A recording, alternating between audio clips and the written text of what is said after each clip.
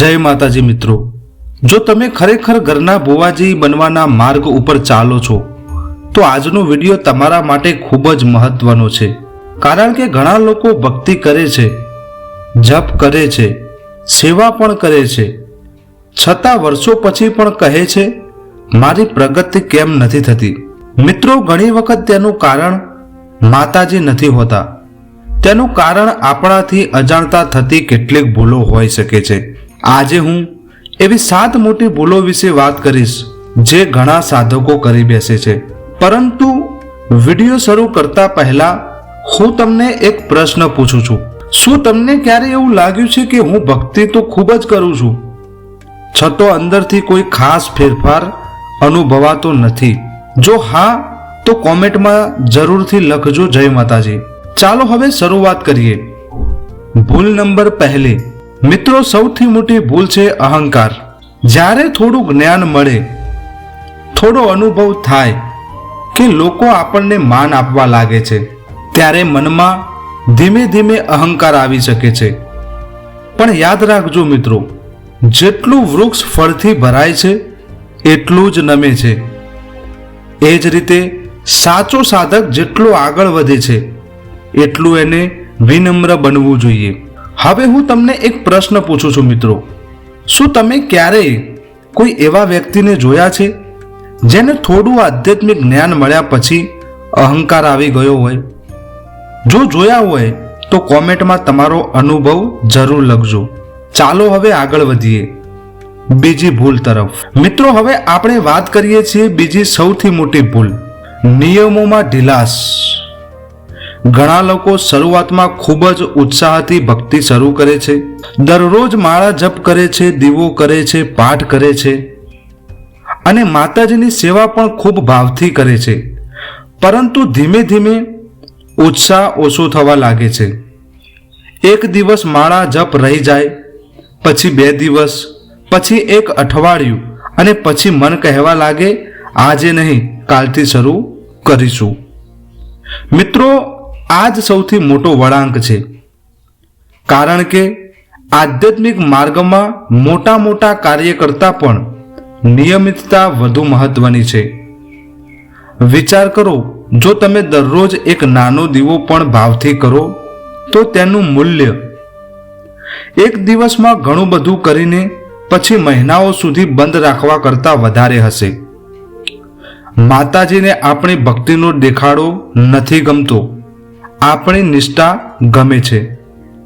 એટલે દરરોજ 5 માળા થઈ શકે કે ના થઈ શકે તો 1 માળા કરો, 1 માળા ના થઈ શકે તો 5 મિનિટ માતાજીનું સ્મરણ કરો, પણ તમારો નિયમ તૂટવા ના દો, કારણ કે નિયમ જ સાધકની સૌથી મોટી શક્તિ છે। હવે હું તમને એક પ્રશ્ન પૂછું છું, શું તમારો રોજનો જપ કે પાઠ ક્યારેક આળસના કારણે છૂટી જાય છે?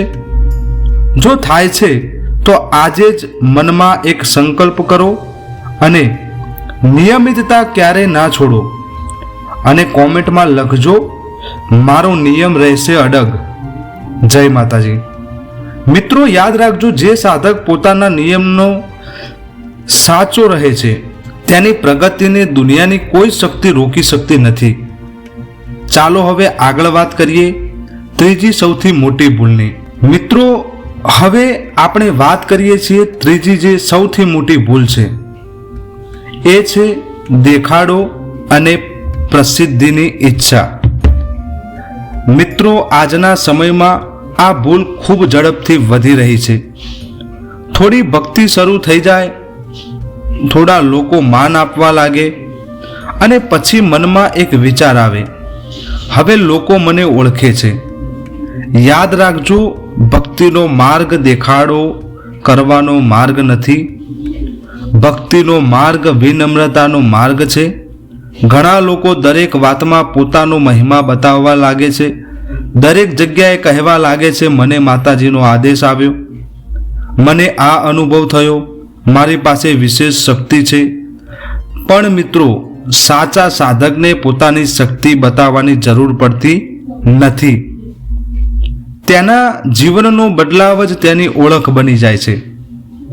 અહીં હું તમને એક પ્રશ્ન પૂછું છું, શું ભક્તિનો હેતુ ભગવાન સુધી પહોંચવાનો છે કે કેટલાક લોકોના નામ કમાવાનો છે? જવાબ કોમેન્ટમાં જરૂરથી લખજો. એક વાત હંમેશા યાદ રાખજો, જે વૃક્ષમાં સારા ફળ હોય છે એ ક્યારેય અવાજ નથી કરતું, અને જે ભક્તિ સાચી હોય તેને જાહેરાત કરવાની જરૂર પડતી નથી. ચાલો મિત્રો, હવે વાત કરીએ ચોથી સૌથી મોટી ભૂલ. આ ભૂલ પણ ઘણા લોકો અજાણતા કરે છે. દરેક વાતને ચમત્કાર માનવો. એક સ્વપ્ન આવ્યું અને તરત કહી દીધું માતાજી આવ્યા હતા. કોઈ અવાજ સંભળાયો અને માની લીધું આ દિવ્ય સંકેત છે. કોઈ ઘટના બની અને તરત કહી દીધું આ તો ચમત્કાર છે. મિત્રો, દરેક અનુભવને દિવ્ય સંકેત માની લેવું એ યોગ્ય નથી. આધ્યાત્મિક માર્ગમાં શ્રદ્ધા જેટલી જરૂરી છે એટલો જ વિવેક પણ જરૂરી છે. ક્યારેક મનના વિચારો સપનામાં પણ આવી શકે છે. ક્યારેક રોજિંદા જીવનની ચિંતાઓ પણ મનને અસર કરી શકે છે. એટલે દરેક વાતને ચમત્કાર કહી દેવાના બદલે શાંતિથી વિચારવું, જરૂર હોય તો અનુભવી વ્યક્તિનું માર્ગદર્શન લેવું.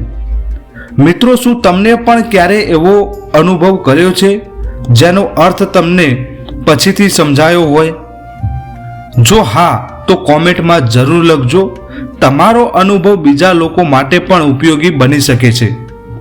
હવે આગળ જે પાંચમી ભૂલ છે એ તો એવી છે જેના કારણે ઘણા લોકો પોતાની સાધનામાં પાછળ રહી જાય છે, અને કદાચ તમારાથી પણ અજાણતા થઈ હશે.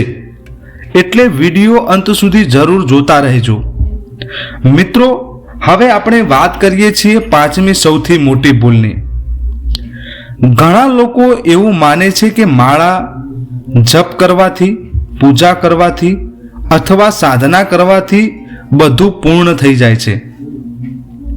મિત્રો, જો આપણા સ્વભાવમાં ક્રોધ, કડવી વાણી અને બીજાને દુઃખ પહોંચાડવાની આદત યથાવત રહે તો આધ્યાત્મિક પ્રગતિ ધીમી પડી શકે છે.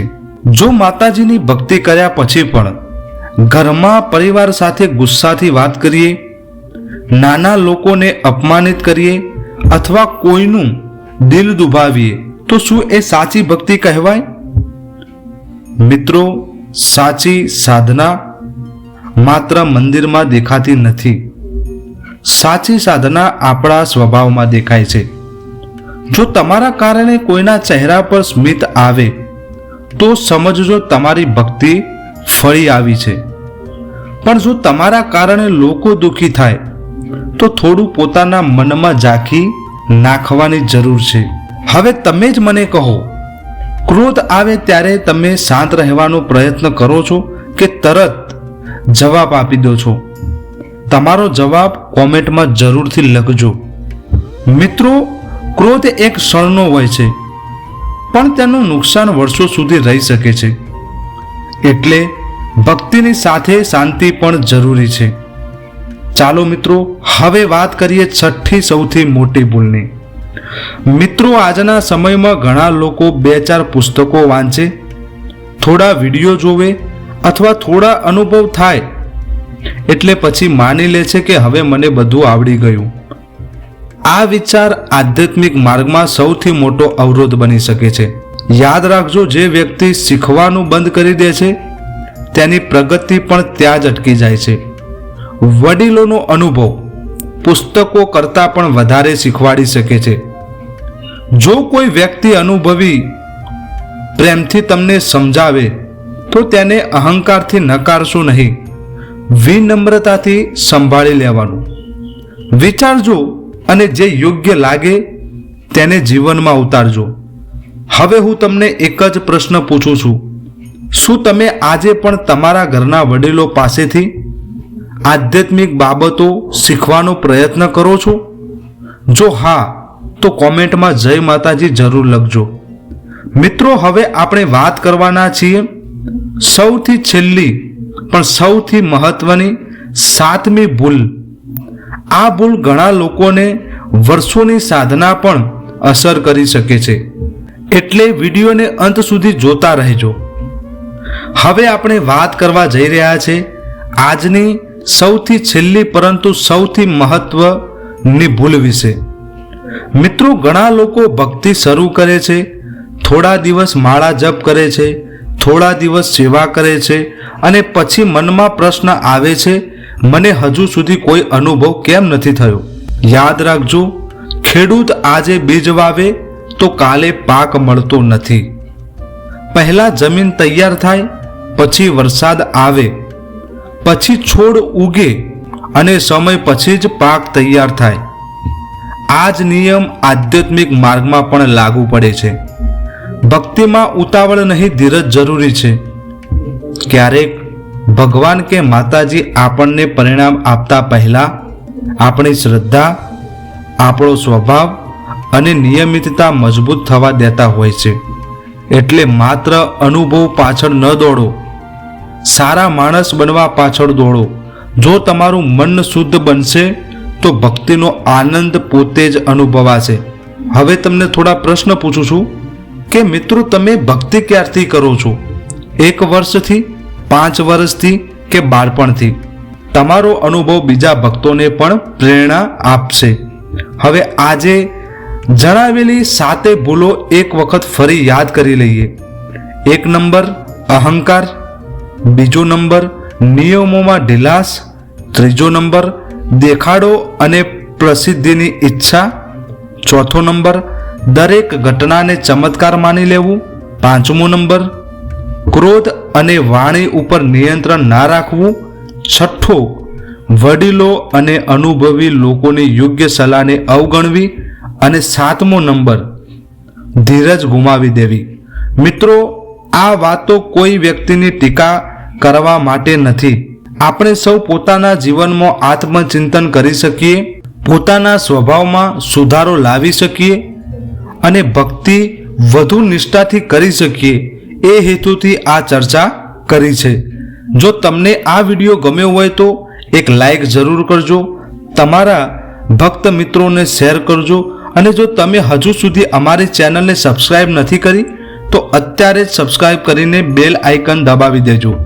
કારણ કે આગળના ભાગમાં આપણે એક ખૂબ જ મહત્વના વિષય ઉપર વાત કરવાના છીએ. ઘરના બુવાજીએ સાચા અને ખોટા આધ્યાત્મિક અનુભવો વચ્ચેનો ફરક કેવી રીતે સમજવો, આ વિડીયો પણ ચૂકતા નહીં. હું ફરી મળીશ એક નવા આધ્યાત્મિક વિષય સાથે. ત્યાં સુધી જય માતાજી, જય મેલડીમાં, હર હર મહાદેવ.